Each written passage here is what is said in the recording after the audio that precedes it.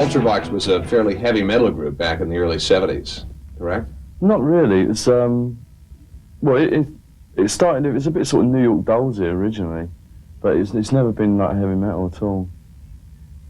A couple of articles I read suggested that when Ultravox was in the same scene as the punk era that hit in 1975, you looked like the degenerate remnants of glamour rock.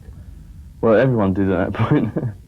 That was what everything was going on at that point, like that. You know, we got tied in with the punk thing just because it was like contemporary at the time. You know, we actually never aligned ourselves from a fashion point of view or a music point of view, really. Just happened to coincide with us. You indeed were the pioneers of the kind of electronic music that you put out and still continue to be the innovators. Do you feel as though there have been other bands that have come up in the past couple of years that have perhaps paved the way for the commercial success that you're experiencing now? Certainly. I mean, things like you know, Human League being, you know, #1 in America. I mean, that was stunning. I couldn't believe that. That obviously changed people's attitudes towards it and made it a bit more acceptable. You know. But it just seems that just now there's a load of bands in the charts over here that we would never ever have thought would have done it here. I mean, would have been successful in any way at all, because it was a very sort of Styx, Boston, you know, Christopher Cross orientated market in America. And we find it really strange to see Culture Club successful. we find it great. I mean, we're like yeah. that. Yeah, it's great. But never in a million years we would have thought that would have happened. So there's hope for us yet.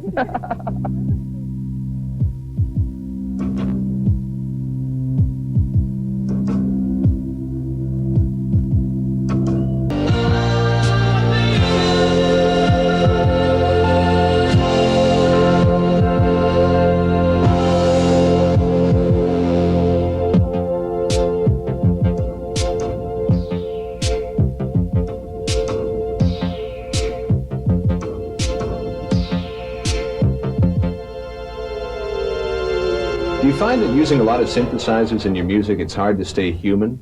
A lot of bands seem to have that problem. Not at all. That's because it's really easy to hide behind the synthesizer. If you don't have any stage presence or personality at all, it's the easiest thing in the world to look cold and really far removed and stand behind a synthesizer and call it art, you know. And we don't do that at all. Not at all. I mean, look, there's a real strong human element in all our stuff. It's generally called mistakes.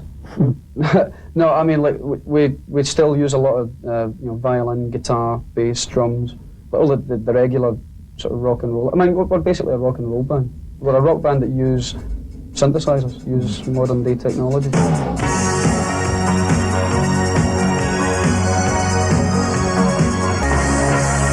There's been some rumblings over in Canada that electronic music and very heavily synthesized based bands are going to be the direction for the 80s. Do you see that? It'll be fashionable for a while. It will be in the fore for a while, but it's not the be all and end all of like modern music, you know. And there's perfectly good music still coming out of guitars, bass, and drums.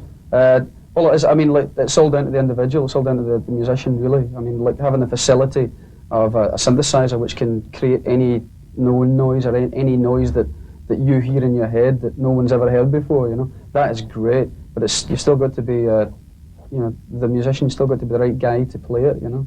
So it's all down to the individuals. I'm sure there's going to be a lot of synthesizer bands, a lot of bands bringing up drum machines and, you know, buying the first synths and making a lot of bleeps and blonks, you know. That'll be a fashion, but that'll die, and the musicians will still carry on. I mean, we're going to adapt to whatever we can get our hands on, you know. If it means bringing computers to play what we want to play, that'll be the next step for us.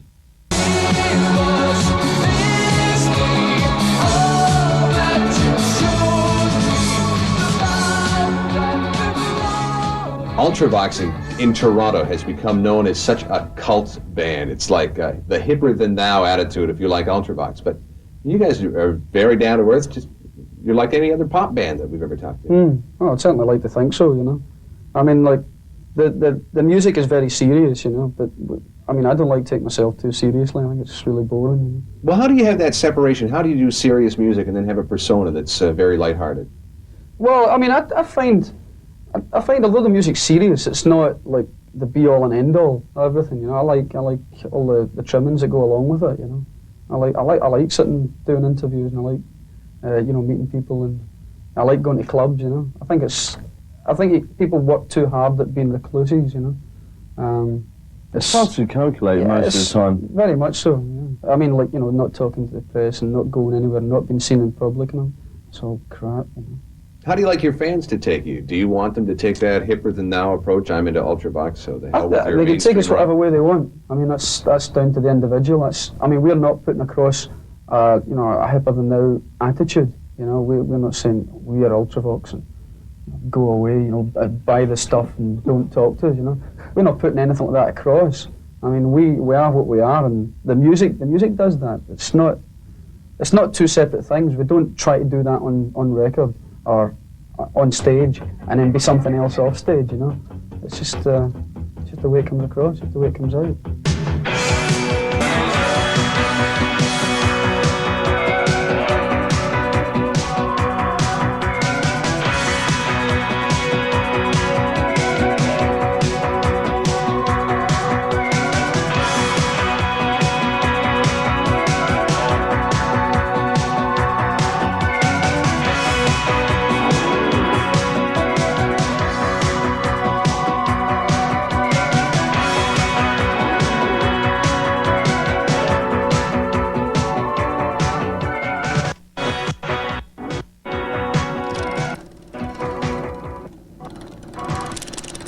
With Ultravox, I just felt as though I was part of something. I felt for the first time ever that I had slotted into a niche that I was comfortable with. The first 3 weeks of being with Ultravox, I mean, we had no management, we had no record company, we had no money behind us whatsoever. We had to go out and work during the day to get enough money to go and rehearse in the evenings and things, pay for rehearsal rooms. And in the first 3 weeks of rehearsals, we wrote 50% of the Vienna album. It was the most creative period. You felt you were doing something different. You felt very excited at the fact that you were going against the grain. You were going against the flow, and that is brilliant. The feeling like that doesn't come that often, you know. And that's the reason to do it. It's not like you tap into something and say, "Oh, this is how you'd write that kind of music. I'll do that for a while. Oh, that's what's happening now. I'll go and jump over here and do that." You know, you have to have your ideas on what you want to achieve. You may kind of deviate slightly on the way because that's what life's all about. We used to direct a lot of the videos for ourselves, and it was always very serious, very dark, and you know, shadowy and whatever. And then we did a video for a song called "Love's Great Adventure," which was a spoof. It was a kind of, you know, Indiana Jones spoof. We shot it in Africa, and we had a great time. I actually stopped the video in the middle, because I'd been hacking my way through the jungle, and I stopped the video. And it won all sorts of awards, and for the first time ever, people realised that Ultravox actually had a sense of humour. This is the nation's music station. All music, all the time. Much music.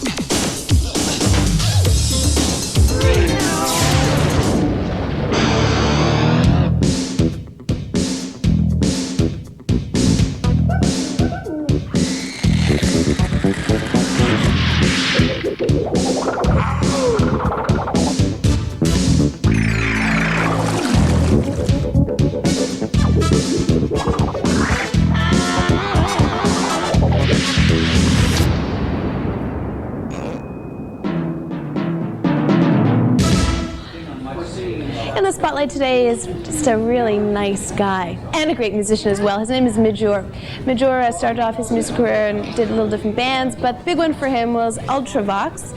He was a major force behind them, and he's truly a good musician and a really good songwriter. He's put out 2 solo albums. One of them is called The Gift, the other one, latest one, is Answers to Nothing.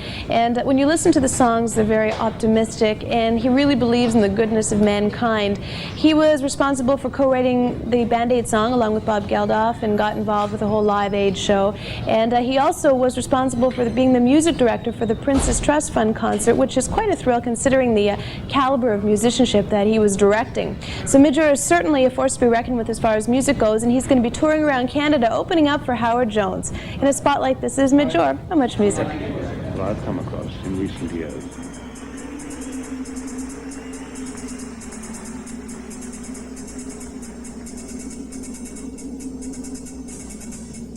You joined a band in 1979, I guess would have been the summer of, no, not, yes, 79. I guess the summer of 79, you went to spend some time with Phil Lynott. That's right. I didn't actually join the band. I teamed up. I was a hired gun, I think you could call it. I had just joined Ultravox, just at those beginning stages that I said I enjoyed so much. And we were desperately trying to get money together to organise ourselves and buy some of the equipment we needed and whatever. And I got a telephone call from Phil Lynott, who was in Arkansas at the time, in the middle of a Thin Lizzy tour in America, saying that Gary Moore was no longer in the band, and could I jump in Concorde the next day and fly out and join up with them. And I thought this was fantastic. I've always been a Thin Lizzy fan. I always thought that Phil wrote basically Celtic folk songs, but they put them to a very melodic rock background. And I went out, and within 24 hours I was on stage up in front of, thousands of people playing songs that I had just learned on the plane on the way over. I hadn't even touched the guitar, and I was still trying to learn all the chord sequences and things. And it was great. It was quite a fantastic time. He was such a brilliant man and a real hero of mine. It was good fun.